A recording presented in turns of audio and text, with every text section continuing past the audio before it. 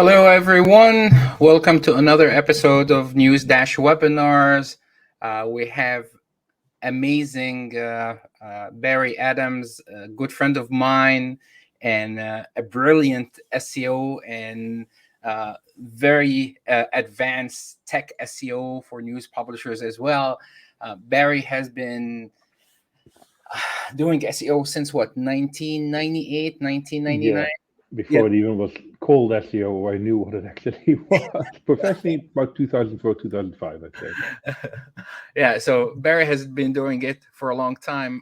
I always like to joke and say, hey, we have been doing SEO since Google Dance or a little bit before that. So Yeah, for the veterans out there, Barry is also the co-founder of Ness, and he is the the author, the owner, and the brilliant mind behind SEO for GoogleNews.com as well. So please join me welcoming Barry. Barry, it's great to have you today. thanks, John. That's quite the introduction. I'm blushing a little bit, to be entirely honest. So I hope I can live up to the expectations. No, I think a lot of people have great anticipation for this webinar. I have me personally, I put like, okay, this is every question I get to ask Barry that I never asked before. So I have a list of questions, but today we will split our session. So about maybe 45 minutes, we're gonna be focused on some of my questions. And then we're going to have a short presentation by NewzDash for 2 minutes. And then we're going to continue with Q&A for like your own questions. So if you have any questions that you want to ask Barry for the second session, please on your chat on the right side panel, if you click Q&A, please add your questions there. Don't add your questions in the chat, and then we will answer all of them. So Barry, welcome again. And let's start with some of the general questions. What do you think distinguish news SEO from traditional SEO practices, right? Why is it important right now to, like, for the longest time, I have been trying to establish news SEO as a branch of SEO, and I think the industry has matured enough, and we see a lot of news publishers have and hire either news SEOs or SEO editors and stuff like this. What, in your opinion, what distinguishes it from like regular SEO? News has an interesting role in Google's ecosystem because it's one of the few areas of content where Google doesn't have a lot of time to carefully consider it. Because the speed with which news moves means that Google has to crawl, index, and rank news articles very quickly, within a few minutes. Google is capable of doing that. Google doesn't like doing that because it means they have to take shortcuts. They have to take shortcuts, especially when it comes to crawling and indexing, to make sure that the articles rank really, really well. Plus, people like to complain about Google search results and how much spam is in there. And that would be even worse if that happened in the news specific boxes, which is something Google has actually had issues with in the past. So Yep. Google has to rely very heavily on trust and authority signals in its news ecosystem because there's sort of a higher expectation of quality when it comes to seeing news stories in Google search results, where if it's like a regular search result, a regular Taboo link, Google can sort of get away with not always showing the most authoritative and most trusted sources.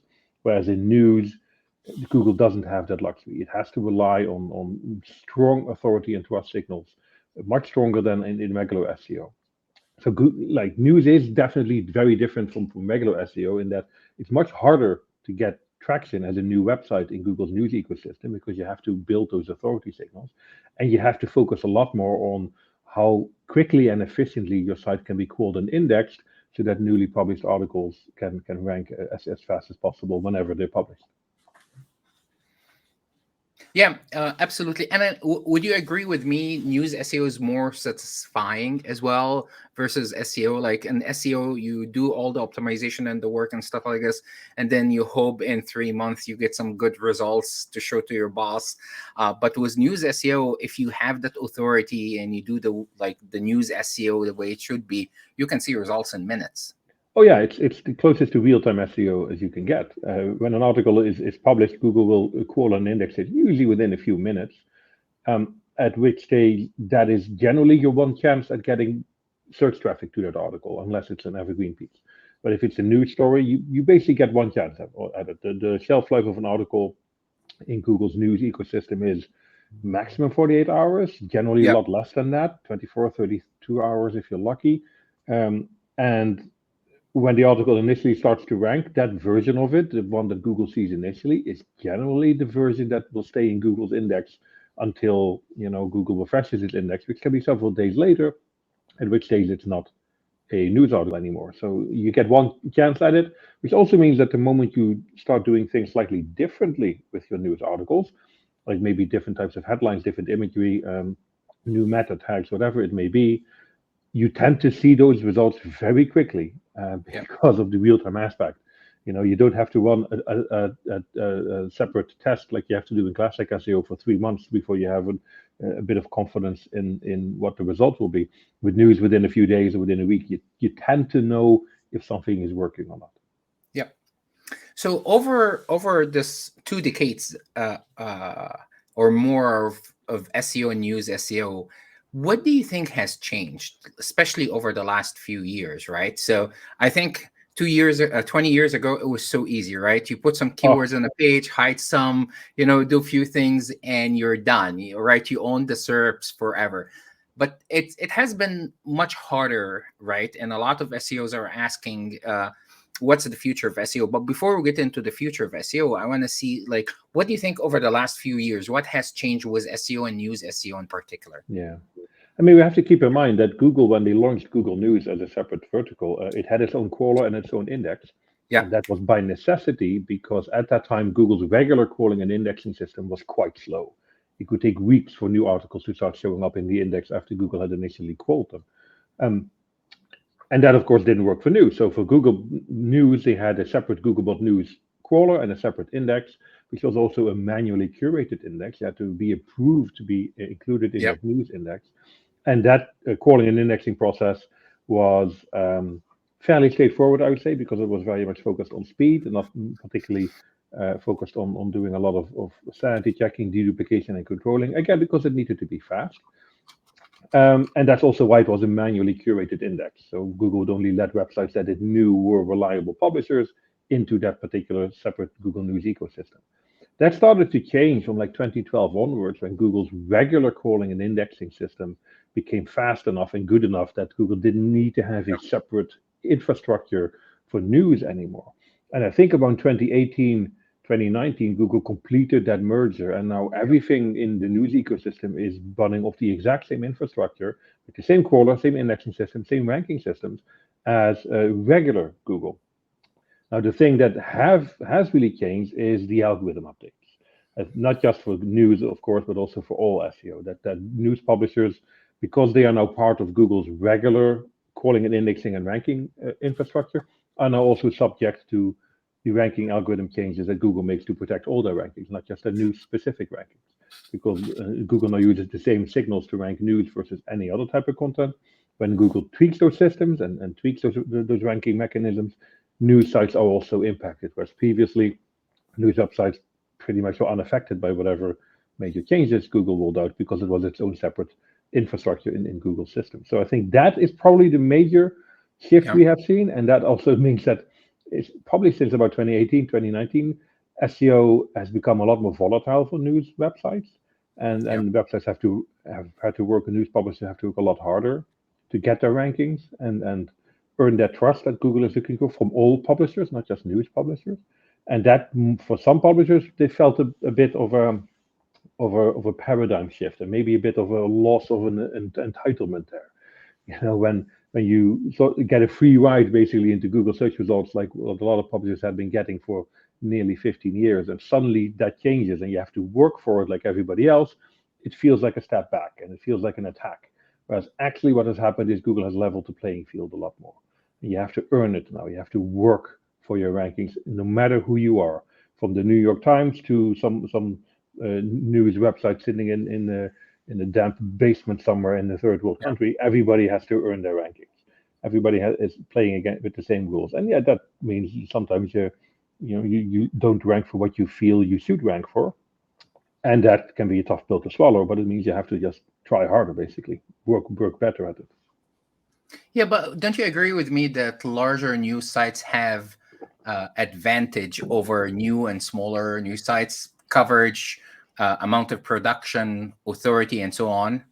Absolutely, scale matters, and this is done by design to a certain extent because the larger and more authoritative a news website, the less risk it is for Google to rank that news website. Yeah. There's a reason you see websites like the BBC rank everywhere. It's because A, they have really, really strong brands, and Google looks at things like engagement signals.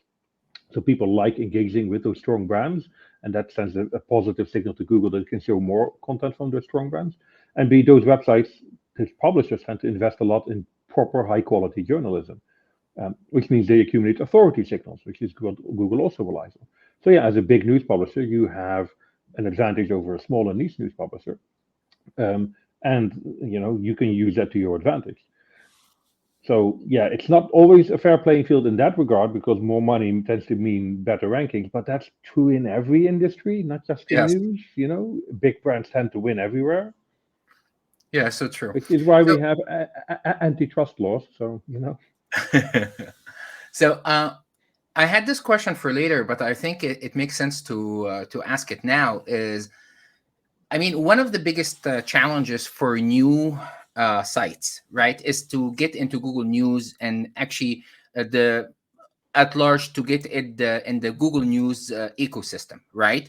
And you, myself, and so many other people have been complaining and expressing their frustration there, right? Because as you mentioned in the past, you would submit a form, there would be a manual review, and someone will decide if you will join Google News or not. Nowadays, it's like, it's all automated, right? And there's no transparency in the process. Have they ever reviewed my site or not? Or was I rejected? Are they even aware of me, right? And I think recently, I can't remember when Danny or someone, I think Danny hinted to there might be a change in the near future around that. I would believe it when I believe it when I see it, right? But it has been a big frustration for so many new and upcoming news sites, especially independent sites that want to join the Google News ecosystem. Yeah, Any yeah. recommendations? You know what? This is probably my weakest area when it comes to news SEO because we just don't have enough data yet. When Google changed from a manual to an algorithmic inclusion process at the end of 2019, I'm pretty confident no new website got into Google News for at least a year and a half, 2 years even. And that's because that's how long it takes to accumulate the authority signals that Google is looking for. We have since seen websites be accepted as publishers and get traction in Google News, especially in top stories. And on average, I think it takes 2 to 2.5 years, sometimes faster, usually 2.5 years or more. Uh, so it is a slow process. Now, I think the change that Danny was referring to is that that process may be accelerated a little bit. Instead of two Okay. and a half years, maybe it's now a year and a half. And Google is trying to find the right authority signals a bit quicker. But it is still a slog. It is still something you have to be prepared for. And there is no guarantee either. One of my favorite newly published websites is 404 Media. They started, I think, back in October, November last year, and they're already getting a really high level of brand audience to their website because it's a very good technology focused, in-depth news organization, but no visibility in Google's news ecosystem. Yeah. I think like 5, 6 months down the line now they should be in there because they have the reputation, they have really good high quality journalism, but it'll take a long time for them to get that traction and start appearing as a top stories approved news site. I mean, the best you can do as a publisher is just make sure you focus on building the right authority signals so that Google understands that you are a reputable publisher. And the best way to do that is to publish content that is worth of the label of proper journalism. Stuff that people want to link to, stuff that people want to share, stuff that people want to engage with. And having really good stories around it. Be fully transparent about who you are as a publisher, who your writers are, or the EEAT signals we keep talking about. And so that when the average user arrives on your website, they realize this is a trusted publisher and they keep coming back to your website. Yeah. Now, the good news is in Discover, you tend to not have to wait that long. Yeah. If you write good content and people engage positively with your website within a couple of months, you tend to get traction in Discover, and that can become a very powerful source of traffic for you. So you're not entirely beholden to the algorithms that define traffic in Google News and top stories.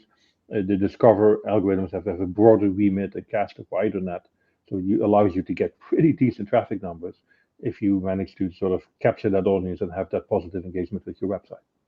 Yeah, absolutely. And if I may add, I think you should absolutely read Google News guidelines, right? The technical guidelines, the editorial guidelines, and read between the lines. So when they tell you like, hey, we need a clear view, who is the editorial team, right? Editor in chief and so on. So when you have like about us and mention your mission and who are the people running the site, you need transparency into that, how people can contact you and all that stuff.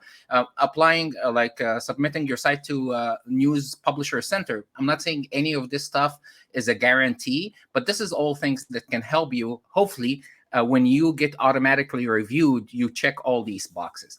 So Barry, I want to talk to you about top ranking factors in 2024. And you recently wrote an article, turns out Google is all about links and clicks, right? And I love this article.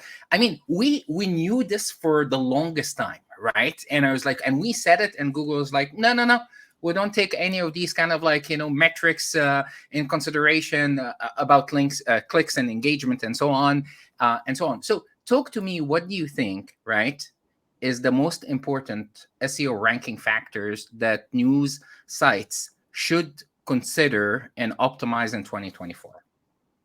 Yeah, I love that those revelations from Google's antitrust trial pretty much confirmed what we as an industry strongly suspected for many, many years.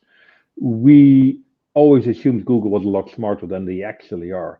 And I think that makes sense. I think we sort of tend to overestimate it because it's a big black box and Yeah. all this mysticism around it. But it makes sense for Google to rely on signals that its users generate, how people engage with websites, and use that in all various different ways to see if that website deserves to be ranked. I still very strongly feel that good links get you to the first page of Google, good clicks keep you there and get you higher Yes. on the first page of Google. And the best way to build links is still to write content worth linking to. So don't do any artificial methods, especially now that Google is again cracking down on the spam industry. And don't use AI to generate content either, because that doesn't attract links either. And then clicks means you have to have a website that is pleasant to engage with. And I think when it comes to news publishers that already have traction in top stories and want to maximize that, engagement signals are probably the strongest ranking factors you can focus on. And I almost hate to say this, but yes, that does mean you should not be loading 2,500 ad slots on a single article page. Yeah. That does not mean you should be interrupting the flow of an article with all kinds of crap in there that means people probably just going to click the back button. It means you have to have a lean, focused website that people enjoy engaging with, where people will read as much or more of the content than on any other website, that they have a good depth of reading, and that they will click on links after reading the article to read more articles around the same or similar related topics. You need to really focus on having an optimal user experience on your website, because that signal will be used by Google in aggregate to send more traffic to your website. Whereas if you have a website that people don't like engaging with, that is a negative engagement signal for Google, and they're just going to start dropping your ranking steadily. And then, you see this spiral all the time, John. You've seen this as well, where the traffic goes down on a news website, but they need to keep the revenue up, so they put more ads in there, find more ways to monetize it, and the website becomes even worse to use. And then traffic goes down even more, and it becomes a self-fulfilling prophecy where your website becomes so terrible to use that it should be nowhere near the first page of Google because it's just an awful website. So sometimes you have to have, I would call it courage in leadership, to say that, you know what, we're probably going to cut revenue in the short term by reducing ad load, but we're going to be looking at building a loyal audience that we can use to push the business forward, rather than try and squeeze every penny of money from every single visitor to the website. If you treat your audience with respect and deliver a user experience that is pleasant for them, they will keep coming back. And you will be rewarded with better rankings, more traffic, more visibility, not just in search, but in all online ecosystems where people share news. So you have to have a bit of a long-term vision and not get too bogged down by whatever quarterly bonus target the commercial team has. Yeah. I mean, being on the corporate side for 20 plus years, right? I truly feel for news publishers, right? Because revenue sources keep diminishing in so many different ways. And it seems the first thing they keep thinking about is ad revenue. Okay. We have less traffic. Exactly what you said. Let's add more ads to the page. You add more ads, you lose more traffic, and here it goes, and so on.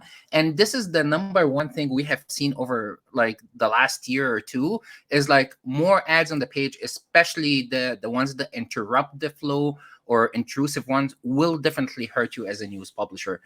And I think what you said, Barry, about the clicks and engagement, even in top stories, I truly believe that the more clicks that you get in top stories, the longer you stay in top stories, right? That's a personal belief. I don't have like a very good evidence for that, but I have seen it over and over and over. Yeah, yeah, I agree. I agree.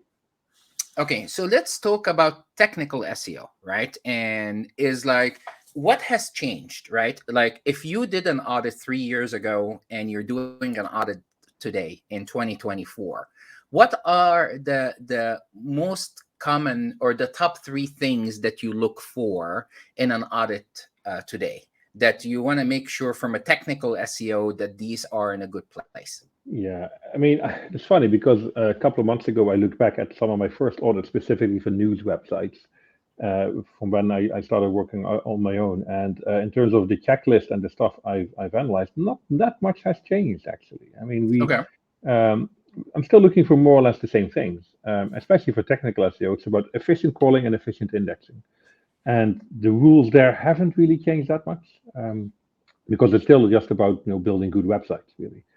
The things I tend to focus on most for news publishers revolve around those things, like optimizing for crawling, make sure that newly published articles can be very efficiently found and crawled by Google, that you send the right signals about which pages Google should be crawling. You're not creating a massive crawl overheads. And in terms of indexing, it's about making sure that the pure HTML source, which is what Google will initially rely its indexing on, because that rendering phase where the client-side code is executed is cumbersome and time-consuming, and Google tends not to have time for that in the news ecosystem. So you have to present fairly decent HTML for Google to very quickly index. And that's also, again, about removing obstacles, making sure there's no confusion, having your header tags in order, having your HTML for your article in a relatively clean, uninterrupted block, and making sure that, when that whole HTML file gets passed through a parser, nothing really weird happens, but, you get a fairly clean layout of where the content sits, and that is not spread out over massive blocks of HTML, spread out throughout the whole web page. And so that's generally what I focus on for my audits. And we have seen some things shift here and there, where new things get introduced. For example, for Discover, having the max image preview meta tag, Yeah. really important to make sure Google can use big banner images for the Discover articles. The same with news article structured data. Google has sort of, I would say, reduce the dependencies there, that you can have a fairly lean snippet of news article structured data there. It doesn't have to have all bells and whistles anymore. And in fact, I now found that with smaller, more focused structured data snippets, you tend to get slightly better results because Google has less issues with parsing and validating those. And things like author pages, having those links from bylines, having person schema on those, that ties into the EEAT, where we see increasingly heavy emphasis on. Again, they're not direct ranking signals by any stretch of the imagination, but they are still important secondary signals that we need to consider to make sure that you tick all those boxes and present yourself as a valid, reputable news publisher. Okay, that's really good. And I want to ask you, so you do all like considerable amount of audits, right, every year. What are the most common ones that you see? The like common mistakes, common SEO mistakes that you're just like, oh, Yeah, probably one third of my audits, I have the same recommendation with regards to load speed and server response time. Not even third, probably more like 2/3, where the website just doesn't respond fast enough. Sometimes by necessity, if you're a news publisher in Australia and Google calls from California, yes, you'll have a 1.5 second response time on average. But that's fine because every news publisher in Australia has the same problem. If yeah, you want the comparative advantage, use a CDN with a node in California, and Google will call you much faster. So, but that's more of a nice to have rather than a must have. If you are based in the US and you have a 1.5 second response time on your server infrastructure, you have a problem. Google wants really fast responding websites because it means they can crawl faster. They can crawl more pages in less time. So that's a Is it common one. 300 milliseconds or 600 milliseconds? They want 200 milliseconds. I think 200 that's unrealistic. I think Okay. 500 milliseconds or faster is sort of where I put my own limit. If it's under 500 milliseconds, so half a second, I'm okay with it. If it's more than 500 milliseconds, like maybe keep an eye on that. If it's more than 800 milliseconds, like you want to improve that if you can. Okay. So that's an easy one. I am still surprised at how many publishers use tracking parameters on internal links to see how people behave on the website, and not realizing how insanely stupid that is. Yeah. Because what happens, yes, they say we have a canonical tag, and the canonical tag will point to the version Google needs to index. But the canonical tag is a hint. It's not a guideline. It's just another canonicalization hint. An internal link to an article is also a canonicalization signal. What happens when people use tracking parameters on internal links to track where people click is that you're creating a lot more URLs for Google to crawl, especially if these tracking parameters are like very context dependent about where they appear. You can literally have unique internal links on every single page on your website, which means you're creating so many new links for Googlebot to crawl, and they will crawl them because if a URL is one character different for Googlebot, that means, it's a new URL, I have to go and crawl it. There's massive crawl overhead, massive crawl waste. Second, there's a good chance Google will choose to index the URL that contains the tracking parameter, because internal link being a canonicalization signal, and then surface that URL with the tracking parameter when that article is ranked. Which means when someone will click on that link from a Google search, your analytics program will register it as an internal click rather than as a Google search click. Which means the whole point of using internal parameters to track clicks is invalid because your data is entirely unreliable. Also, people will copy and paste those links and send them to friends and share them on social media. Again, traffic from third-party sources will show up as internal links because of those tracking parameters. It is such a stupid way of doing internal link tracking. There are clever ways to do that. If you want to have tracking parameters on internal links, use hashes. Because Google ignores everything after a hash and won't index URLs with the hashes, or just index the clean part of the URL. So that is a clean way of doing it. Or just use click tracking software, sparsely, mind you, because some of them can be quite heavy, to see where people actually click and how they engage on the website. And most web analytics programs will already have a feature to built in that tells you where people click and how long they engage with your website. So you don't even need to use tracking parameters. And probably 1/4 of the audits that I do will have issues with internal parameters of one description or another that create massive call overheads and cause indexing issues for Google as well. Yeah. So you said, the common ones, you said the server response, right? The internal tracking links, right? Or internal links with tracking parameters. Any other common ones that you see? Yeah. Pagination. Pagination is often done really wrong. Either too many pages or not enough pages. A lot of pagination is implemented with scroll functions or read more buttons that use JavaScript, and means Google doesn't see beyond the first page because Google doesn't click or scroll. So any JavaScript enabled action that requires a click or a scroll is just not triggered by Google when they index pages. So we want Google to see more than just the first page of articles on any given topic or section page, because we want to show a certain body of work. We want to show that we cover a topic in depth. We have a lot of articles associated with a topic. So we need to show decent amounts of volume of articles on any given topic page. But at the same time, if you have a very old website with like decades of archives, we don't necessarily want 8,000 pages of content on a topic for Google to call an index, because that could be problematic, especially when you combine it with other potential call issues, which sometimes are very easy to pop up. So you want to find a sort of a happy medium there. I say. What's your happy medium? What's your happy medium? What's your number? I'd say at least 10 pages of content with at least 20 articles per page. So we're talking 200 indexable pages associated with a topic page, minimum. More great, but you also want to cap it. I say if you want to absolutely have a cap on it, say 100 pages. 100 pages of content maximum. I'm okay with capping it at 10 pages as well. You see some publishers that I work with, like Future Publishing Tech Radar, they have 10 pages and then they go to a database archive page, which I Yeah. love. Very elegant solution. Yeah. Others, like your former employer, Condé Nast, on Wired, they have like a next page. So there's only one pagination page to the next page at the bottom of any given page. And because of how Google prioritizes crawling, you lose link value with every hop. So every Yes. deeper pagination page becomes less important for Google and less of a priority for crawling. And there's no limit to that in terms of those next Can go pages go on forever. for as long as they're pages. But I'm not worried about crawl waste on that because of the way Google prioritizes crawling, and I find that a very elegant solution as well.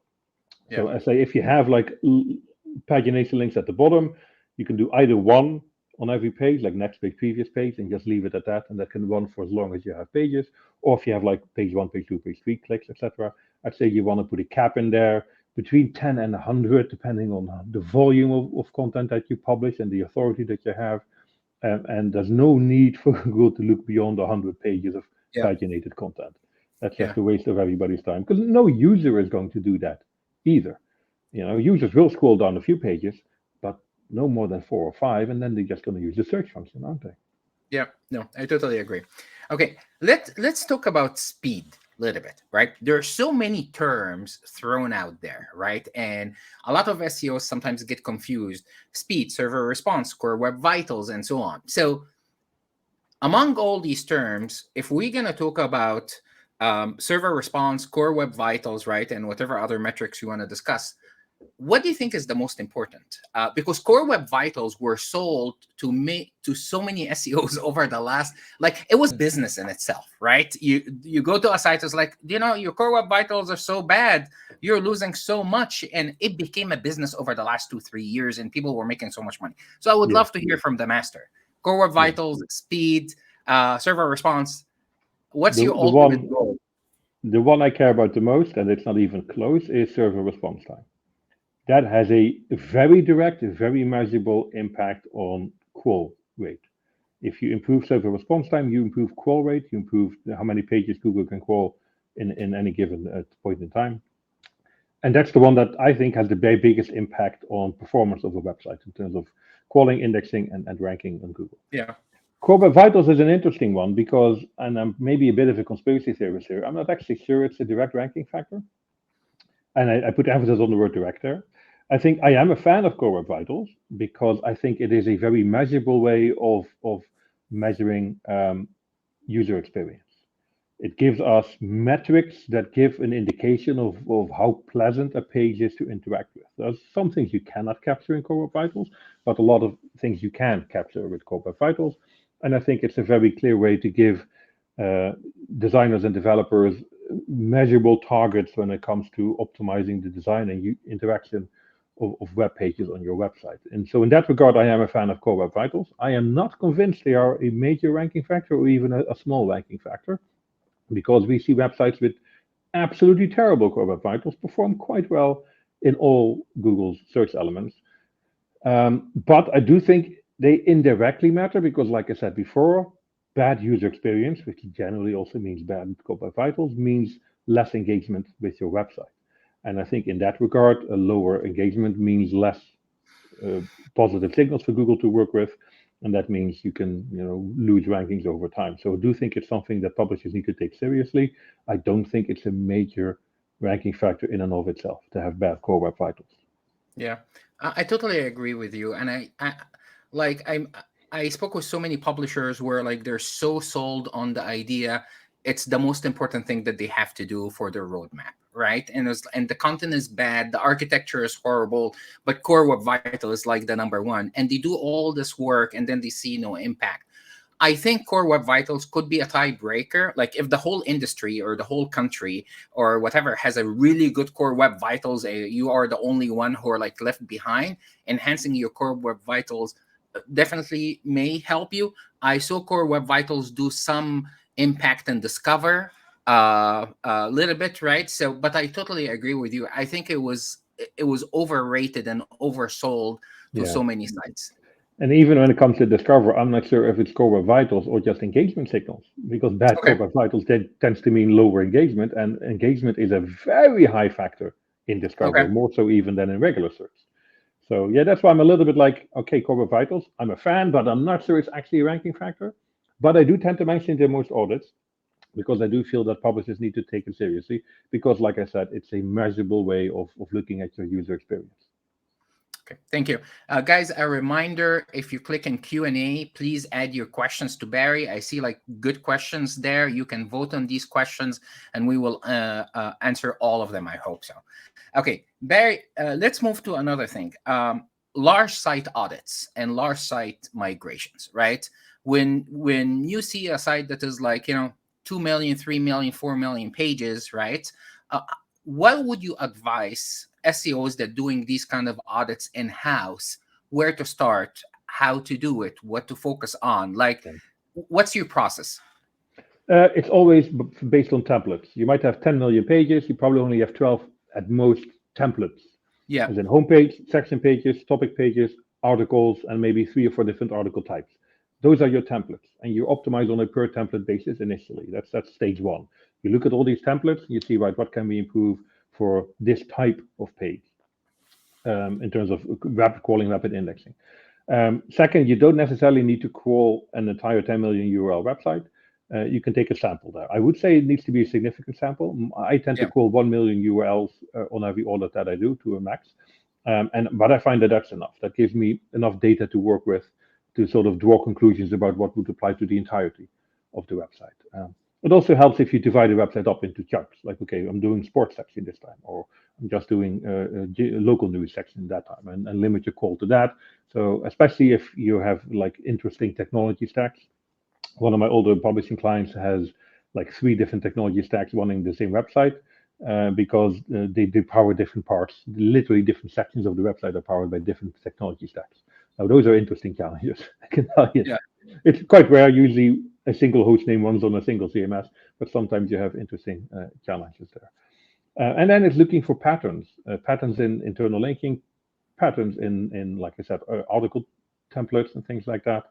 And also look at what Search Console tells you. Search Console is actually quite a good source of information, not necessarily to point you to fixes, but to send you on the right path. I think Google Search Console is very good at pointing you in a certain direction, but it doesn't tell you what the actual problem is. That's then for you to discover. But if you have a typical Search Console pages report and you see certain things like pages with redirects or soft 404s or indexed or chosen a different canonical than the canonical tag, and that points to an issue. And you then need to explore what the actual root cause of that issue is. So with those 3 sources, looking at page templates, a limited 1 million URL crawl over a website, it can even be 100,000 URL crawl if you have trouble with crawl budget on your crawl tool, and looking at Search Console pages report. That sort of is the starting point for every major audit, no matter how big the website actually is. Okay, that's very helpful. If you don't mind me asking, what's your favorite technical SEO tools that you use? I mean, there's great tools out there, but what are the top 3 that you go to with most of your audits? I'm trying not to rely too heavily on tools, but the ones I use every single time. Sitebulb is my crawler, especially now they have a cloud-based version, so you don't have to worry about hosting it yourself. And because they have very detailed reports on technical analysis, and I just love that about it. Google Search Console is my go-to for pretty much any starting point from audit, and I consider it a tool because of the data that it has. And beyond that, I use things like web page test for a fairly detailed load speed analysis on websites, and I just use tools as and when required. So I try not to be too heavily reliant on tools. I use as little as I can because I'm still one of those old school guys that I don't want to be caught looking at a website purely through the lens of a tool without actually looking at the website. I think we often get lost in the data that tools present to us, but I think we just need to actively look at a website and engage with the website and understand it before we can draw conclusions on how to improve it. Yeah, I think the last point you mentioned is like, it's so crucial. I have seen so many SEOs that doing audits, either in-house or as a contractor, that they don't even look at the site. They don't browse the site. They don't look at the articles, and they're trying to understand the site completely from a tools perspective, which I think it's a big mistake. Okay, Absolutely, so we're almost there. We're almost there. I want to talk to something dear and near to my heart, syndication, right? And a year and a half ago, I put this big article out there in NewzDash, and I said Yahoo is eating a lot of publishers' lunch, right? And I had a it's lot of clients talk to me about that article, John. That prompted a lot of conversations. it was bothering me for a long time, right? And I wasn't saying Yahoo is the problem here. I was saying, hey, Google has been advising us for the longest time to do certain practices, canonicals, link to the original article, all of that, and many of the publishers have been doing it, but it's not working. And Danny came and we had like a conversation on Twitter back and forth. A lot of people interacted with that conversation, and then Google said, here is the ultimate answer. If you don't block the article, we cannot guarantee that canonical is just a hint, especially when it comes to syndication. And it was very clear recently, over a month or ago, is like maybe one of the reasons is Google doesn't want to reward the original site if the syndicating site is getting all the links and the traction. So why they should transfer all of this back to the original site? So what's your POV on the matter? Yeah, always a fun topic. I mean, it points at fundamental weaknesses that Google has. Again, we tend to overestimate how smart Google actually is. Google sucks at deduplication. Deduplication is hard. And we have to keep in mind when Google sees two web pages on different websites with identical content, for us as readers, we can fairly easily determine, oh, these are the same pages. Google doesn't necessarily have that same capability because if it looks at the HTML source for both web pages, they'll be very, very different. Different design, different navigation, different boilerplate content. Yeah. So Google doesn't have a lot to go on, and Google then needs to be able to extract pure on-page content from both of those pages and then compare those. Now that requires for Google to render both of those pages in a browser, extract the full DOM, and then see, oh, right, this is probably headline here, headline there, and let's see how well they match up. That's very time consuming. That's very hard for Google to do. And in news, Google doesn't have time, therefore very limited deduplication. In fact, I'm pretty confident the only deduplication Google does in the news ecosystem is headline deduplication, where they don't have articles with identical headlines show up next to each other in top stories. Because the I rest is saw like many examples, Barry. I saw many examples where 5 headlines are exactly the same in so news. they're not even good at that. Headline deduplication. No, but you're right. But it's to a big extent that. But I have seen examples here and there. Yeah. Sorry to cut you off. No, that's it. They suck at deduplication. So Google wants you to solve that problem for you, but just no indexing syndicated articles. Now I have to give credit to Yahoo. We had a really good conversation with actually Yahoo employee at the conference I was at last week, and they said, we don't necessarily want to steal your traffic. If you send us your traffic, then by all means put a delay in there. Give it to us late, because we don't really need that traffic. We want it because we want to present like a news homepage for users, and they can read all that they want from the Yahoo News homepage. But Yahoo doesn't necessarily want to rank in top stories, because that's not going to be the primary driver of traffic. They rely heavily on brand traffic and people using Yahoo as their homepage and then using that as a portal to read all the news, so people never get tempted to go to Google search to find the news. They can just stay on Yahoo. That's why Yahoo wants your syndicated content, so they have that full experience for users there. But Yahoo, by virtue of being a highly authoritative publisher, will steal your top stories traffic the moment you give them your articles.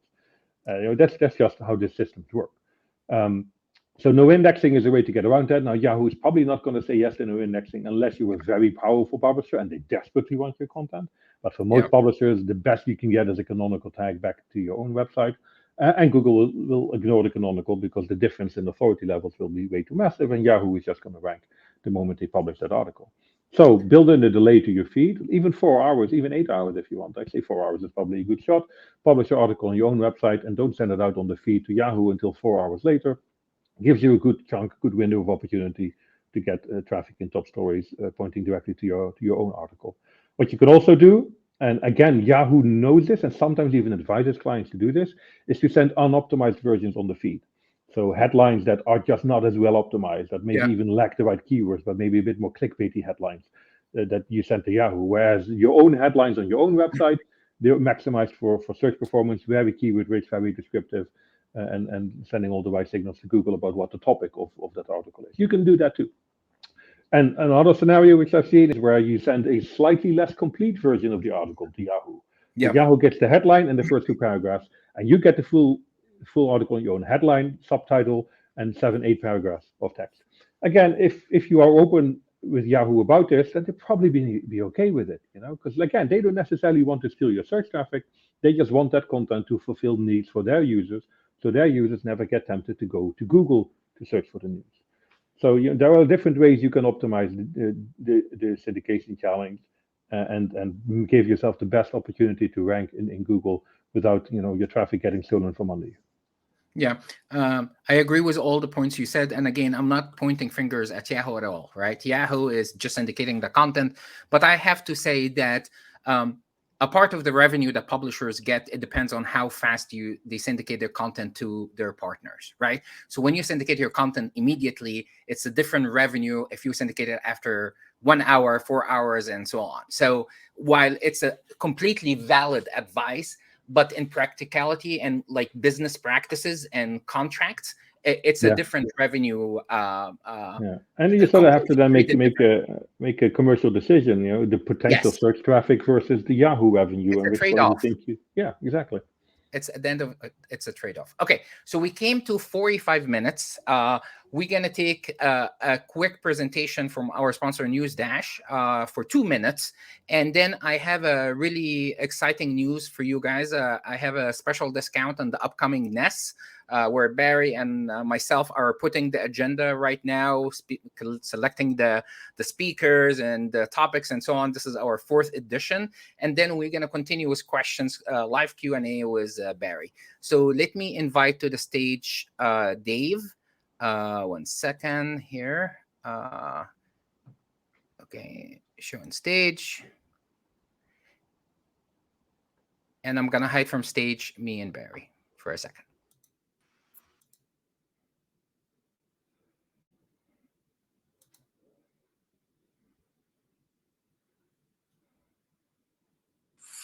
Thanks, John. All right, I am now going to show a brief overview of NewzDash. Okay. Cool. All right, here we go. So for all those who don't know what NewzDash is, we are a real-time news SEO software. We scrape every 15 minutes. So compared to conventional evergreen tools, we are truly a real-time SEO platform for publishers. Some of the things we help with out is what should we write about, how big is the opportunity, ranking, own performance versus competition, optimizing for keywords and events, and getting a good idea of what's happening in the landscape in real time. Once again, we update this information every 15 minutes. These are some of the clients that we currently work with. All right, so starting off, one of the biggest things that we think is important as NewzDash is understanding the trends that people are looking for. In Google Trends, you have the score from like 0 to 100. In NewzDash, we can actually give you the estimated search volume to kind of show a replication of what that would be on ROI from writing that. And as well, too, as we're showing you top and new trends, the trend overview, and then any context, why is it trending, kind of to the point of what they're saying, looking at the article as well, too, just not just a tool. Brand visibility. This is showing us, once again, how our competition is doing. This is giving us an overview of every hour. If, for instance, we see any of these peaks, you can click on any of this to see exactly the articles that your competitors are ranking on. We can do 2 years of historic data. We can show you all different SERP features. So if we want to do live blogs, live red pills, we can unlimited competitors. And most importantly, we have automatic clustering. So if we're looking for elections, the keyword Joe Biden would probably pop up as well too, because we're able to deduce what keywords are relevant with our keywords. From here as well too, we can also show you a general overview of your news topic authority. This is giving us a very nice insight of our keyword share. So exactly showing us like what our competitors, why they're the #1 spot for the last 30 days. Shows us the amount of ranked URLs they have and the average position they are when they're in top stories. Now, because this is for on brand, this is a technical SEO webinar. We also have a feature showing us for indexing the published articles. So you can see here the blue is and the blue and the red. This is pretty much in line. All of the articles are pretty much being indexed and published, so not a problem, but it just gives you a good idea, some technical insight into how it's happening for the last 30 days. And then ones that are not, we can get a good idea of published URLs that are not indexed. So any technical issues, NewzDash can help you pick that up and give you a good idea of what's not being indexed and putting that into a report for you. Finally, as well too, we also have another tool called GD Dash, where we're able to do some Google Discover's feeds tracking as well too, just for the cherry on top. And that's everything for me. If you guys have any questions, this is my email address. Feel free to reach out, and I hope you enjoy the webinar.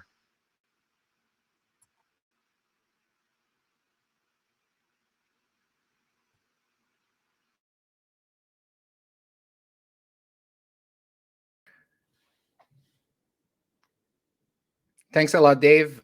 This was very helpful. Let me bring Barry again to the stage.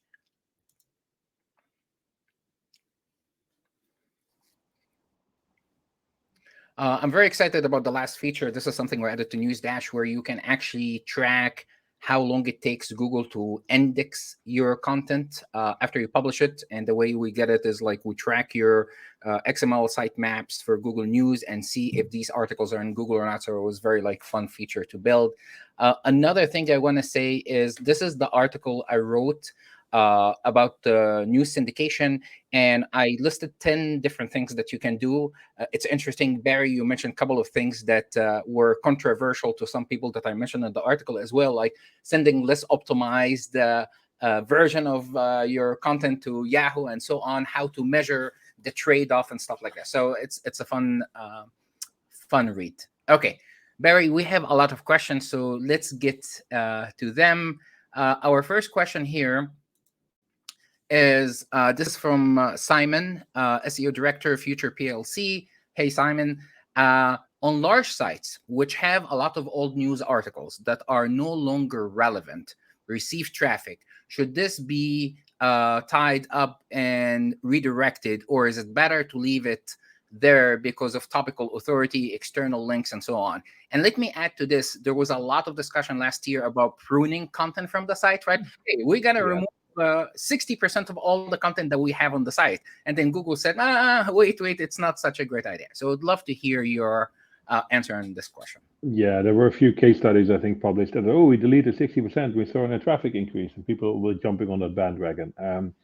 I'm pretty sure that those case studies don't actually have a direct correlation between, or causation between, removing articles and increased traffic. But that's a side point. I have fairly strong opinions on this. I think you should not delete content unless it's entirely actively bad content. I think that once you publish an article on your website, you are basically telling Google, hey, this is content that we wrote, that we have investigated, this is our journalistic output. And even if the article then disappears into the archives and stops being relevant, I still think it serves a purpose. Serves a purpose because it's a point in time and a news report in time, so it's a historical document to a certain extent.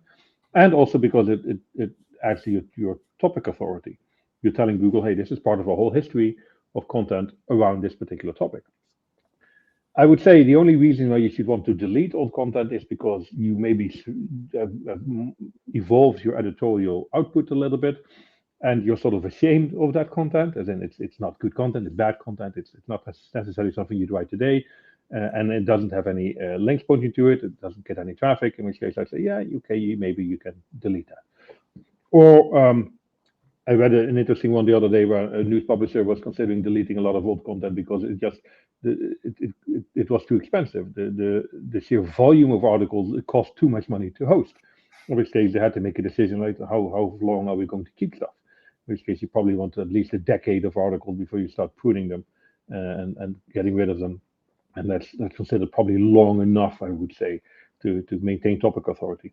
But in almost all cases, the problem of old content is an imagined problem. It's not a real problem. I don't necessarily care how many articles you have on your website. I do care about, like I said, crawl efficiency, pagination issues. That tends to be associated with old content, but is actually a separate issue and much easier to solve. I don't think you should go through the whole exercise of pruning content just for the sake of pruning content. It really doesn't have any benefit to do that. You should only go through that exercise if there's a different goal you want to achieve, by making your website faster, by saving a hosting cost, by improving crawl efficiency, or by removing content that doesn't align with your topic authority. But the sheer point of having old content isn't a problem in and of itself, and therefore isn't a problem that requires a solution. Okay, so the top of reasons I heard is like, hey, John, it's mainly because we want to improve crawl efficiency, right? It was like, we have millions of pages, and that's the only reason. Yeah, and they And don't even know how often those pages get crawled. Oh, quality yes, is good. No, no, Google is actually quite good at prioritizing the right URLs to crawl. And yes, Google will occasionally crawl old URLs. That's the nature of the beast. They want to make sure they haven't changed, they haven't drastically shifted around. Those URLs still exist. But Google will focus its crawling on your most important pages. And an article published 15 years ago is not one of your more important pages. You don't necessarily have to worry about Google wasting crawl effort on that. They're going to crawl your homepage, your main section pages, and your newly published articles. That's what Google is going to crawl. Do you know you have a crawl issue? Are you having delays with indexing of newly published articles? Are there massive crawl tabs on your website? If you don't know any of those, you probably don't have a crawl issue. yeah, it's funny because the first question you would ask, do you have access to the server logs? Do you know what Google is crawling? I was like, no, not really. But we looked at Google Search Console in the report, and it says it's only 25% discovery and 75% refresh. If I Actually, remember the terms. 25% discovery is quite high, to be entirely honest. You know, if you're Yeah, more than right. 10% discovery, then you're probably, you might have a crawl issue in a different way. But it's just, it's such an idiotic imagined problem. You know, we have much more important actual issues to solve than imagined problems on top of that. Yeah, I totally agree. And before I forget, guys, this is the special code from Barry and I. I'm gonna show it here on the site. Show okay. I don't know. Can you guys see it? Special code Yeah. for NES. BA Barry Adams webinar 25. So you get 25% on the upcoming NES of 2024. If you go to newsseo.io, newsseo.io. Just put it in the chat, John. Oh, thank you. So let me show this one too. Okay. And it's valid for today and tomorrow. So this is only special for Barry's webinar. Okay. Let's We're so continue. nice, aren't we? You deserve more discounts, Barry. Okay, let me bring the next question. Barry, AI, right? What are the best AI techniques that you have used for technical SEO performance? I love that it's for technical SEO. Good. It's not. We're not talking about content here. And it feels like most of the tools that we're still using, and I am a big fan of Sidebulb, still have not yet utilized AI. Maybe Botify did some of that stuff. I'm not sure yet, but I haven't seen a lot of tools start utilizing AI in their reports and helping SEOs like quick pattern detection and stuff like this. Yeah. What do you think? Yeah, I think that would be the easiest scenario. AI and machine learning systems are good at pattern detection, so they can help you with analyzing large websites. I'll give you a real-life example that I saw not too long ago was site mergers, where 5 sites got merged into one, and these were all formerly competing companies that were acquired and merged into one company. And so they have a lot of overlapping content targeting similar and the same keywords, same terms. And doing manual merging was probably not feasible for the scale of these websites. But they did want to preserve the content and wanted to preserve the ranking value they had associated with it. So they use AI systems to basically analyze content on a page level, find semantic equivalence, and make those mergers semi-automatic with a little bit of editorial oversight, and automatically implement redirects. So I thought that was a clever use of AI that saves an awful lot of man hours having to do manual redirect mapping or even semi-automated redirect mapping, and also automating content mergers to make sure that it sort of ticked all the boxes and the semantic value for the merged page was matched by the previous 5 pages that it replaced.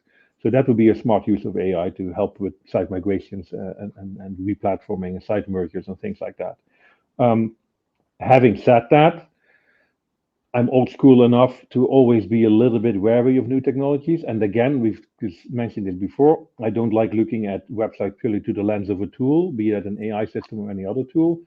So I would always prefer a manual first approach to solving technical challenges.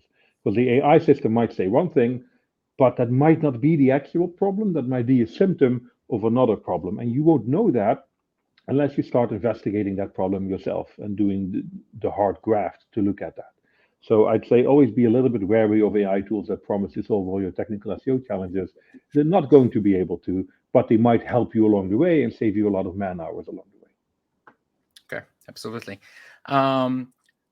I was hesitant to ask you this question. I had it as one of my questions I had on my list, but I'm glad that Matthias asked this question. So this is the question. I see a lot of pages artificially refreshing their news articles by generating new URLs and changing published date without changing the content much or at all. Is it a dangerous practice? Let me add to this, Barry. I seen this practice a lot in Europe. I don't see it much in US and other places, but in Europe, and I'm not going to mention specific publishers or countries, but it's like the same URL will be refreshed maybe 10 times during a single day, right? It's ID, change slug, change slug, change slug. And it's about a year ago, I was speaking with one of the top Google engineers, and he said, oh, we are aware of that for many years, and we hate it, and we don't like it. We haven't just taken an action against it yet. And I would assume that because everyone is doing it in Europe, maybe so. What do you think? What's your opinion here? I think some of those publishers might be clients of mine because it's a known weakness. It's a weakness in Google. New URL means new article in Google's news ecosystem. Like I said, they don't have the time to do deduplication properly, so they're just going to publish an article when it's on a new URL as if it was a new article. I genuinely think that's fine if you do it in moderation. I have seen an example not too long ago, I think it was in the middle of last year, where our website did this way too much, like you said, 10 times a day, and they did it for like every single article that they published, just to stay in top stories. And let's just say that an algorithm update in the tail end of last year was not kind to them. And I think this may have played a role in there. I think as a tactic to change the URL and maybe tweak the headline a little bit to give an article a boost in top stories and get it to be reinterpreted as a new article is fine if you do it for articles that you absolutely desperately want to keep in top stories. So you feel like this is the best piece on this, we need to keep this top stories piece. And let's be honest, if that's once a day, you're already doing really, really well. This is a tactic you should use sparingly. I do think it will eventually raise flags. What that guy said to you, or person, whoever they were at Google, is we're not taking action on this yet. I think the keyword there is yet. And I think I know at least one case where there has been action taken on that. Because it is an exploit, it's a weakness. Google doesn't like it when you poke at their weaknesses. And that stuff tends to have repercussions. So use it, but use it sparingly. Don't go overboard. And if you see others used it aggressively, don't feel you need to change that. All you need to do is stick to your own guns, because there will be an algorithm update where those websites are going to get slapped in the face so hard that they're not going to know which way is up or down anymore. So you're better off sticking with what you know is the best practice than trying to chase after the cheap clicks just by using those tactics. Yeah, I think the best analogy that I heard, I think it came from Lily, is like, it doesn't mean that you can get away with some loopholes and taxes for so many years that it's always the right thing to do. Eventually, it will get you. So it works until it doesn't. And the pain that follows the it doesn't tends to outweigh the benefit you get from it in the it works phase. Yeah. And Cindy also did analysis on short-term gains versus long-term. So yeah, I think if you do it for what matters in a conservative way, I think it's fine. Absolutely. Okay, we have another question here from Katrin. What do you think is going to happen with news with SGE? What's your POV here, Barry? Oh, dude, if I had an answer to that, I'm not entirely sure. I don't think SGE is going to drastically change search, though. I think people are going to use it in specific contexts. I don't think news is going to be one of those contexts, not a dominant one anyway. I think people still want to read the news from their preferred news sources, and will keep using the established channels for that. I do think SGE is very useful in like summarizing news up to a certain point. And I think Google desperately wants to keep publishers on side to improve and train their LLMs to stay up to date on current affairs and increase the accuracy of the output of the large language models. So there's a very good incentive for AI suppliers like Google and OpenAI to keep publishers on side. And at the moment, the exact opposite is happening. Publishers are actively blocking AI systems for crawling their website and being trained on their news output. So I see it as an opportunity for publishers, especially the larger publishers, to create commercially interesting engagements with large language models. For smaller publishers, I don't think the SEs are necessarily going to steal your content. However, if you have a publishing strategy very heavily reliant on evergreen, on like top 10 lists, recommendation lists, that sort of stuff, you might be in trouble.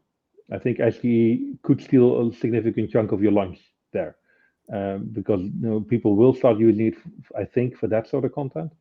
But on the other hand, I'm hearing reports from people who are in the SE beta that they sort of almost stopped using it a little bit because it's just not really adding much value to their online experience. So they sort of play with it. I think maybe 10% of people in the beta actually use SE with any sort of regularity. So maybe it's one of those cases where, like with all the new technologies, it's massively overhyped at the beginning. We're now seeing the downturn. I think it will pick up again. I think there will be a very defined, clear use case for large language models. I don't think it's going to drastically rewrite the entire landscape of the web.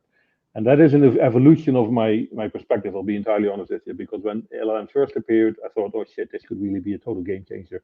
But now I'm like, no, it's actually more of an evolutionary step. And yeah, some things are going to change, but a lot of things are going to stay the same. Yeah, I think it's even evolving for Google itself. I don't think Google made up their mind yet which direction, right? It started like huge and then start shrinking and shrinking the experience. It used to be on so many queries and now less and less. So I'm not as concerned as I used to be, like you, like last year. I think it's not the all and one kind of killer for all kinds of traffic. I agree with you. Okay. Another question here from Antonina. What is your advice on categories for a niche news site?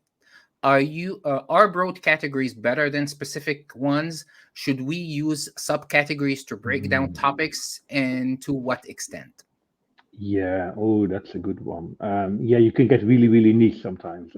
I am a fan of actually having main category pages be fairly specific, not just say news as a category. That's bloody useless. But to be, especially if it's a very niche publisher, to maybe use specific terms, specific subtopics in your top navigation that are directly applicable to that industry and that make sense within the niche that you're focusing on.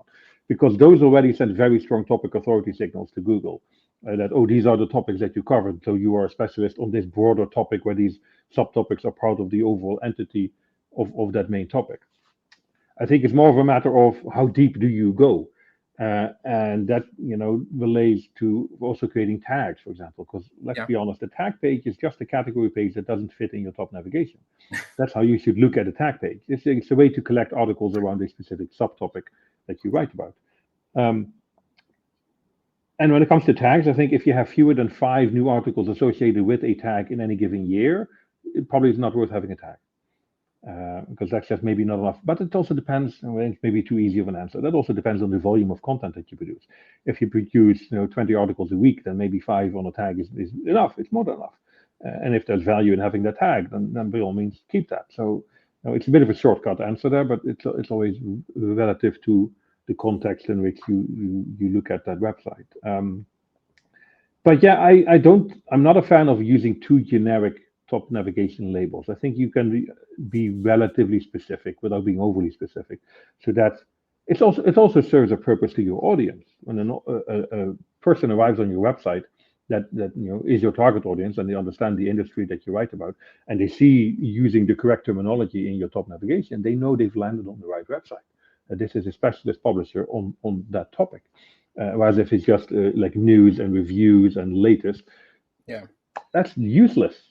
Be a bit more specific, be a bit more focused on what you want to present as a publisher. So yeah, I wouldn't recommend falling back on just general labels on your top navigation. Thank you. Another question here. Please talk to us about the SEO metrics that measure effectiveness of the editorial team. And this is from Andre. Probably I butchered your name. My apologies. From the Kiev Independent. By the way, first, Andy, you're doing great work. Love your publication. Editorial effectiveness. The bottom line is always in the clicks, naturally. I am hesitant to measure the performance of an editorial team based on the performance of just one channel. I don't think you should measure a journalist's effectiveness based on how many clicks they get from Google, because that will lead to a race to the bottom. I think you need to have a holistic view of your editorial room in general, and use different metrics across different channels to decide whether or not content is doing what it's supposed to be doing. SEO content should be part of that, obviously, and the way you measure SEO performance is very straightforward. It's clicks from Google. It's just clicks from Google compared to a baseline on your website. You should be fairly confident about what an average article on your website should be getting. Again, you need to place that in context. If it's a niche topic, it's going to get fewer clicks. If it's big general news, it's going to get more clicks. But you should have a baseline, maybe on a per section basis, even like sport articles are on average getting this many clicks. Local news gets this many clicks, politics news gets that many clicks. And that's sort of a baseline. And you can aggregate that across all Google sources. You can split it out on Discover versus Search. I would not recommend splitting it out even further than that. Yes, you get lost in too many details, and it doesn't really matter to the big picture. It's purely about clicks from Google, and it's irrelevant if it comes from a top stories click, from an evergreen click, from a news tab click, or a Google News click. A click is a click, and most of it will come from top stories, hopefully. And then Discover as a separate one, I would recommend splitting that out, because optimizing for Discover is slightly different than optimizing for search. So I think you should treat them separately. But in the end, it's just how many clicks you get. And that can be very easily related to using the right phrases in the right places in headlines and subtitles. Other things play into it in building more long-term value, and they are harder to measure, like good use of internal links, pointing to topic pages, things like that. They don't have a direct, instant correlation with clicks from Google search, but they do help you build more traffic over a longer time. And that's not something you necessarily can measure on a direct one-to-one basis, but it need to be good habits. And editors and journalists need to feel empowered to do that and encouraged to do that. And maybe sometimes you do like a refresher, like once every few months, where you look at maybe getting a news desk on a specific topic together and saying, hey guys, let's make sure we keep these internal links in. Let's make sure we stick to these best practices, just to make sure that it stays front of mind for the content creators. But the only metric really that matters is clicks, really. Yeah. And I think what you said about what type of content it is, right? Sports will get different average clicks from Google versus entertainment versus opinion versus futuristic pieces, right? So it's all different. Okay, let's have another question here. This question is from Harsh, Better Collective. If a publisher is approved on Google Publisher Center, they do appear in Google News tab, but never on top stories.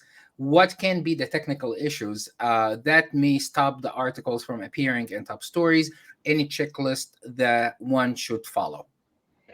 Probably not a technical issue. Probably it could be any one of a few things, but it's probably not a technical issue. It's most likely that the publication is too new. The News tab has a broader remit than top stories. And websites will appear in the News tab faster than they would in top stories. And also the News tab is more than just pure news publishers. Google casts a bit of a wider net in the News tab and allows websites with slightly different backgrounds to perform there as well. But it's a fairly small traffic source, so it's not exactly going to shift the needle for you into a dramatic way. Or it could be that your website just doesn't have the right authority signal, that you lose out to websites that are more authoritative than you in top stories boxes, in which case get better, which is very casual for me to say, but very hard to do naturally. But yeah, you need to invest in proper high quality journalism to build those authority and engagement signals to become one of those 5 to 10 websites that you see appearing in top stories all the time. But it's probably not a technical issue, because if you're already showing up in the News tab, Google will already index you. Having said that, there might actually be a technical issue in that there might be a delay in indexing, because top stories has a preference for newer articles versus older ones.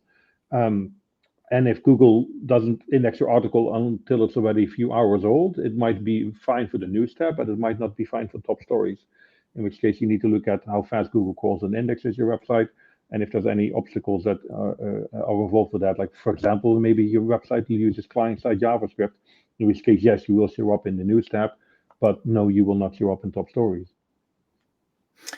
Barry, can I add also that I think, let me know what you think. I think being accepted in the News Publisher Center doesn't mean you're accepted in Google Oh no, News. it's Absolutely. entirely irrelevant to your Yes. visibility in top stories. But he said So, news tab, so I think yeah. he already has some presence in the Google News ecosystem, just not in top stories. Yeah, yeah. I think the question is said, hey, we're already in the News Publisher Center. Doesn't mean a thing, right? No, So, no. and yeah, I shared an article because a lot of people use site colon to check if they're in the news tab or in Google News and stuff like this. So there's a couple of easy steps. The easiest one is to go to Google Search Console and see if you get any Google News traffic to begin with or not, right? But there are some easy steps to confirm that you have a publisher page in Google News. And then the news tab, I recently tweeted too that less than 2% actually visit that tab at all. It's top stories in Google News, I think the most important, and everything that Barry just mentioned right now. Okay, I have to ask you this question because it's your favorite topic, but I think it's okay. What is the future of AMP for News? I From give you a one-word answer: none. I'll give a bit more background. We all know AMP and we all hate AMP. Look at AMP is open source. They have a GitHub repository. And all you really need to do to understand the future of AMP is look at the amount of contributions that are being made to that GitHub repository. It fell off a fucking cliff and is just dead in the water. It is not being updated anymore. It is a dead standard. AMP does not have a future. So get rid of it, put effort into improving core web vitals instead, Yeah, and just forget about AMP. It's yep, history, man. totally agree. We Uh, won. We won. um, how do you see commercial link building trying to get into news industry? Any editors inbox can confirm that, and how we evaluate the pure P rank benefit from links in news articles. I'm not sure if I understand that correctly, but are you saying that people are contacting you to have links in your articles? Yeah, well, there's two things here. I see this happen. First of all, some publishers are being approached to engage in link building themselves because hey, links Yeah, still matter. The answer to that is don't ever fucking do that. You should yeah, earn links with the quality of your journalism. Never go chasing after links with any commercial partner. Just doesn't make sense and will get you penalized. Second, you will be approached all the time by people who want to place links on your website pointing to their third-party partners. And yeah, that can be commercially quite interesting because the bigger the publication, the more money you can charge for that. The answer to that is also don't do that. Google does tend to catch on to paid link placements. And if it's not labeled as a sponsored article or it's not tagged with yeah, no follow or sponsored, it can lead to manual penalties on your website. And those can be quite painful. yeah, I have seen some publishers, not many fortunately, but some publishers getting penalized for selling links. It tends to be fairly section specific. So if you do that in like say /sport, then your sports section will just not rank at all. The rest of your website tends to be okay. Sometimes you get a site right penalty, in which case you're really screwed, and you need to really clean up your links to go back to that. So when it comes to link building for news publishers, be that either as a provider of links or as a buyer of links, the answer to both of those is don't do it. Just don't. yeah. No value in it at all. I remember a few years ago, I think was it 800 Flower or Yeah, they got flowers.com was the wiped UK out. news sites. They got wiped They got, out. they All got yeah, totally right. wiped out, didn't they? Yeah. Yeah, They had a big digital PR campaign in the run up to Valentine's Day because they wanted to be like #1 for yeah, Valentine's Day flowers and stuff like that. And it had the exact opposite effect in that they just didn't rank for anything because the entire website was de-indexed. So yeah. And news publishers got impacted as well. All the ones that were sharing them was no like no follower, no sponsor or whatever. All of that. yeah. Where does UGC fall into current news SEO best practices? I think you spoke Good about one. this, and this question is from Julie Yeah. uh, at Yeah, I wrote an article about that, didn't I? About, yeah, well, specifically about comments. I think there is value in user-generated comments. There's also value in user-generated content in other ways. For example, when it comes to product reviews and experiences that people have with products and services. I also think you need to be careful and you need to moderate that. I think unless you can have tight moderation controls on UGC, you should stay away from UGC. Or make your UGC non-indexable for Google. Some websites have very active comment sections, and that's part of the appeal of people engaging with your website, but those comment sections are not that tightly moderated. They rely on people flagging content, for example, and that's a very inefficient process in terms of maintaining the quality of content. In which case, by all means, keep your comments, but make them non-indexable for Google. Let's just make it part of the user experience, but not the SEO experience. I think the only time you should feel entirely comfortable with exposing user-generated content to Google is when you have moderation of it, editorial oversight, basically. Yeah. Where you can very explicitly say these comments get in, these ones do not. And that allows you to maintain a certain level of quality, certain level of language as well, because profanity is a negative signal in Google's ecosystem, believe it or not, which is probably why I very rarely rank in Google. But yeah, you have to be able to maintain minimum standards of quality if you want to expose it to Google. If you cannot do that, because like Rachel just said in the chat, moderation at scale isn't cheap. This stuff is expensive. You have to hire a lot of moderators. Then you just make it non-indexable for Google and keep it out of the ecosystem, because there's too many risks involved in terms of bad language and misinformation and other negative quality signals, and you don't want Google to see those. Yeah. And two interesting thing I know is, one, if you moderate the comments, you are legally liable for these comments, right? So that's why some publishers either have no comments at all, or they don't moderate the comments, right? And that's a problem. The second thing, I have seen instances, Barry, where the comments were indexed and they change actually the focus of the article. So that specific article, it was like 400, 500 articles. It was very engaging. There were hundreds of comments on that article. And the way the comments went completely derailed what this article was about. And Google start understanding this page or this content completely in a whole different way. So, although Dan just made a comment in the chat, which is interesting, because actually, coming to think of it, this is an area where AI tools can actually help. They're getting quite good at natural language understanding and can make comment moderation a bit easier and with less human oversight required. But again, tread carefully here, because comments that are exposed to Google will be seen as part of the core content on the web page. So you have to feel confident about having that content exposed to Google in the first place. Yep, totally agree.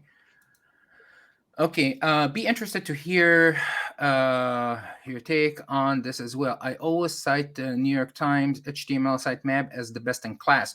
Would you recommend building one in addition to your XML sitemap as another crawling point? So HTML sitemaps and XML sitemaps. Yeah, I like HTML sitemaps. I do. And yes, I think there are some really, really good ones out there, not just New York Times, but other publishers as well that have good sitemaps that are like sorted by topics. Like I think it's The Sun actually that has a sitemap where they have the first page is like the trending topics, as in the hot topics from like the last 48 hours, the last week, and then the rest is just alphabetically ordered list of all the topic pages that they have. I think they're very useful because they provide good crawl pathways for Google to very quickly find your topic pages, your deeper pages, and also indicate the importance of those topic pages relative to how many clicks it takes from the homepage. Because from homepage to HTML sitemap to topic page can be 3 clicks, where sometimes it can be 5, 6, 7, 8 clicks if it's a deeper hidden topic that's not currently being covered by the website.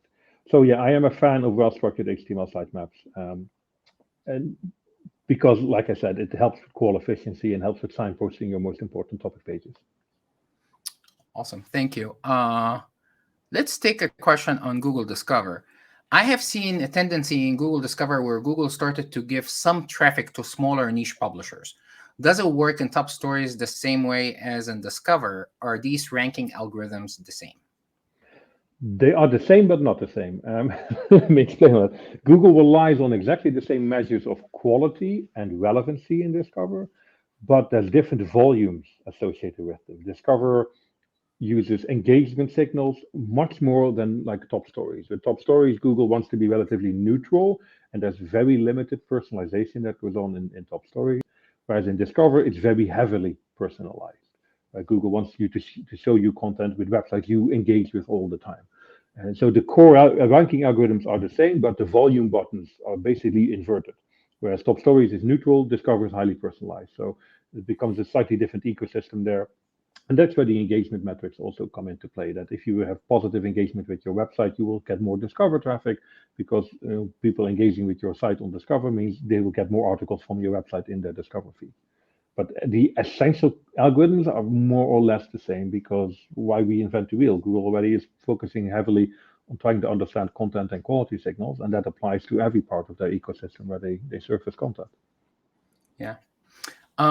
This is like one of oldies, but it's always good to talk about it every once in a while. Path or subdomain? Would you recommend using subdomain or path for the different sections? So, for example, xx.com/sport/news or sports.xx.com, news.xx.com. Short answer, always use path, always use folders, and don't use subdomains. Now, this is context dependent, but it applies to like 99 times out of 100 scenarios. And that is Yeah. because inclusion in Google's news specific ecosystem is based on host names. Host names is the complete domain name, like www.website.com. That's a host name. And when a website is approved for Google News and especially top stories, that is dependent on that host name.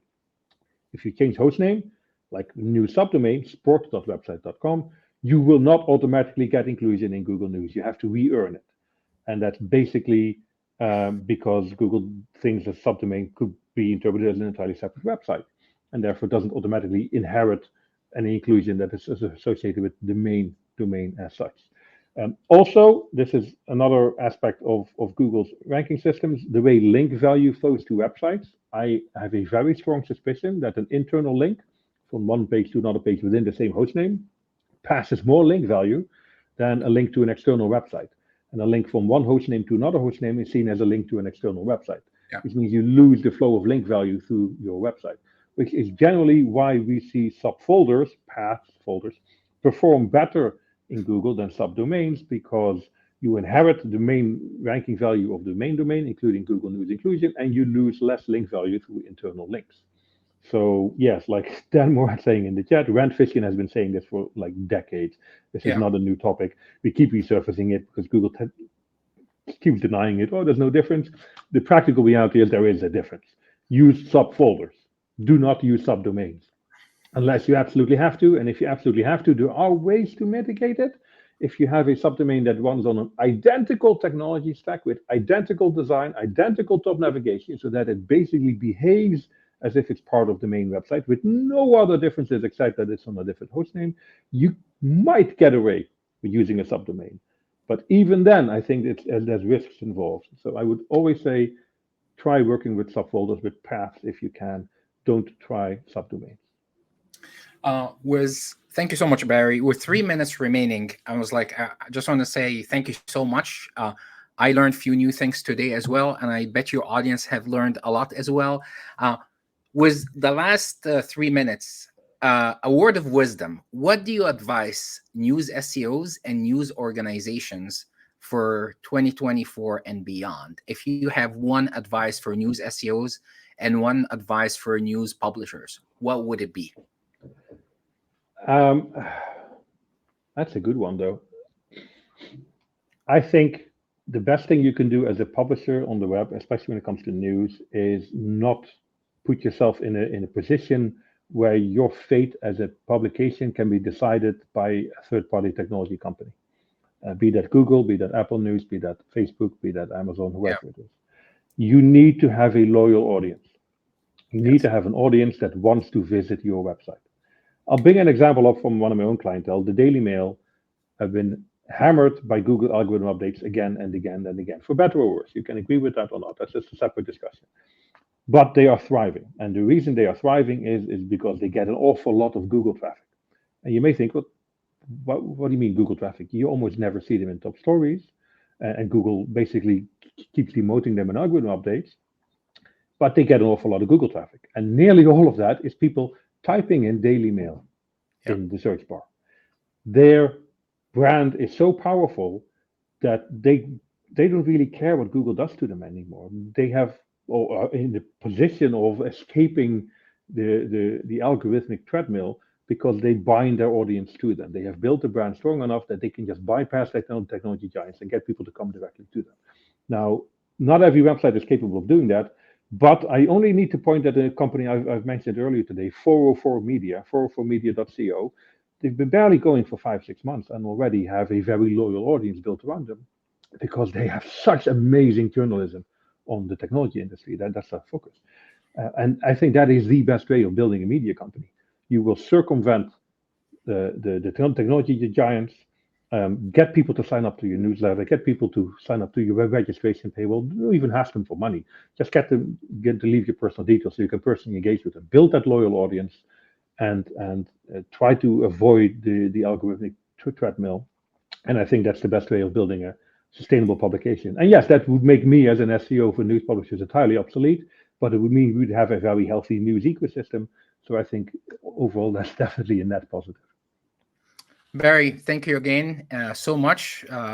That's a lot to learn from, and hopefully we will have the webinar available to you guys in YouTube soon.